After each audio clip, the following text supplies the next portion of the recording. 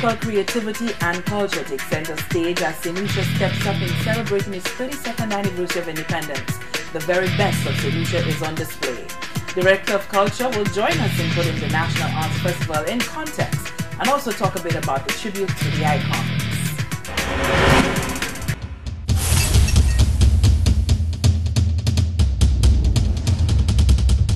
Film Night, the best of St. Lucian films, was featured for the second time, providing a spotlight for some of the island's best-known film and audiovisual producers. We'll sample some of those productions. And later on St. Lucia Today, we'll tell you about the new council appointed for the St. Lucia School of Music. Hello everyone, thank you so much for tuning in to St. Lucia Today. I am Lisa Joseph. The National Arts Festival kicked off a 2-week program of activities under the theme Celebrating the Legacy. 2 weeks dedicated to the 16 cultural icons who passed away over the past year or so.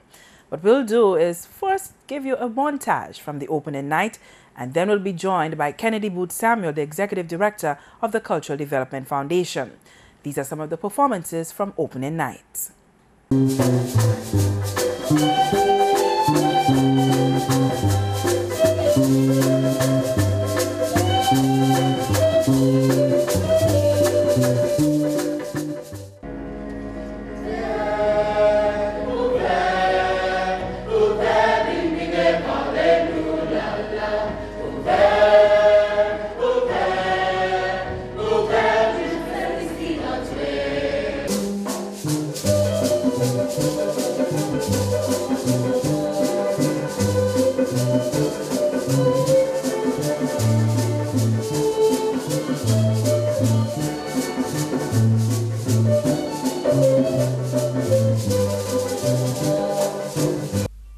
Maman descend l'envière, allez pour laver Hadli, mais glo tombé à la forêt, et qui descend sali l'envière, vous savez trop longtemps. Crie! Yo pris ambulance, yo pris police. Mais là qui va là, pas de machine là, mais on est pas là, privé. L'ambulance ambulance, pas passer qui va. Son maman sont fâché. Il dit débat à rouler là. Et l'ambulance dit yo pas prendre.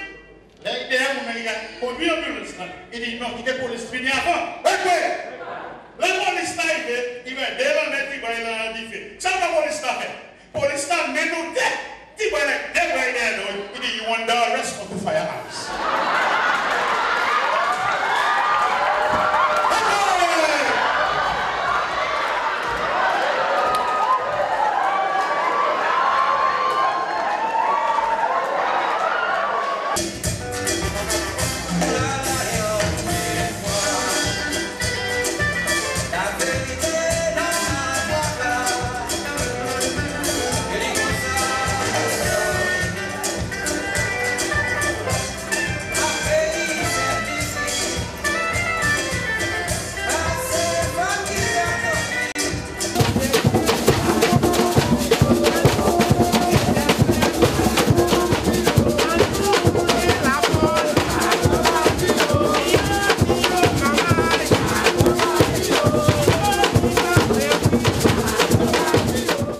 We now join Kennedy Booth Samuel, the Executive Director of the CDF, who will first explain the concept of the National Arts Festival.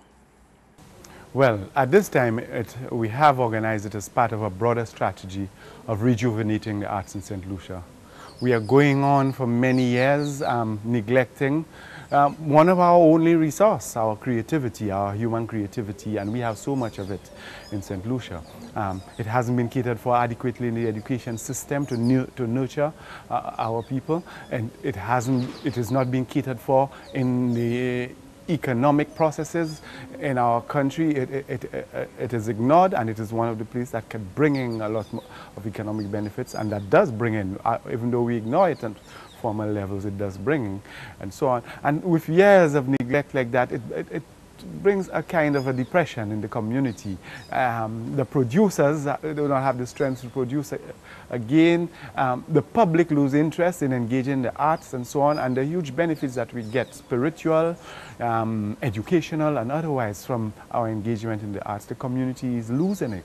And we see the results of that, so many all over us, what's happening with us socially, the social problems that we have, the lack of humanity that seem to be developing in our people, the selfishness, the values that seem to be disappearing.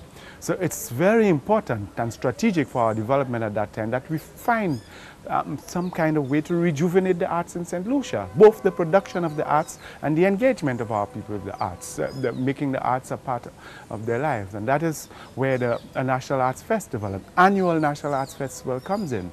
Because with the festival, I mean, you have incentive to produce the artists. There is an opportunity, one opportunity of many, to produce the arts for an audience, for people to be able to appreciate the arts and give them that kind. And also an opportunity for artists to make a little income for themselves and so on, as is done in the other cultural seasons that we have.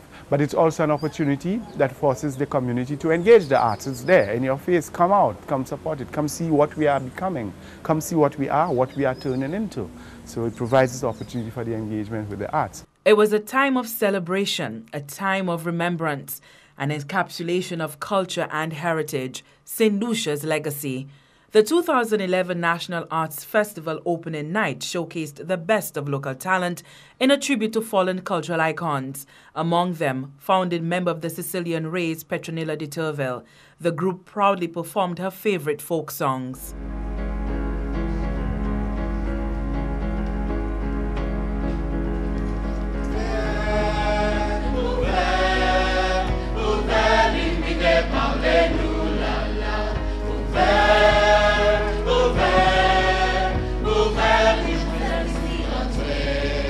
Tribute was also paid to drummer Athanasius Laborde, who died from stab wounds in a home invasion. His group La Pocabrit filled the National Cultural Center with invigorating sounds he knew all too well to rouse in applause from the audience.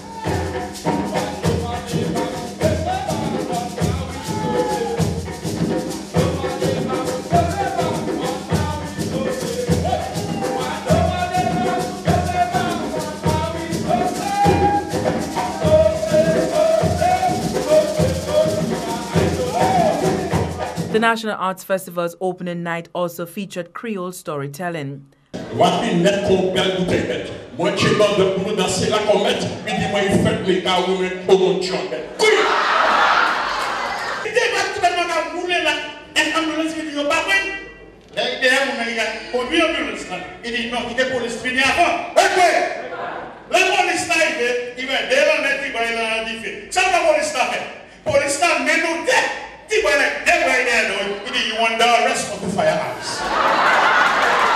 Organizers of the Arts Festival, the Cultural Development Foundation, has announced plans to sustain the island's cultural heritage with the reintroduction of an annual national awards program for outstanding works in the arts.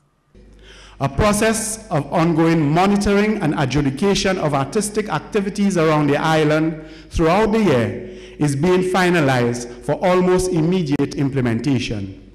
We will once and for all take up the mantle and build on the tremendous foundation of national appreciation of the arts that was established by the M&C Fine Arts Award scheme. We probably owe M&C and the people of St. Lucia an apology for dropping the ball for so long. But believe it or not, M&C has kept faith with us and are right here again through their GEL group supporting our efforts with this festival. The National Arts Festival concludes on 25th February. You're watching St. Lucia Today with me, Lisa Joseph. We'll be back in just a few moments.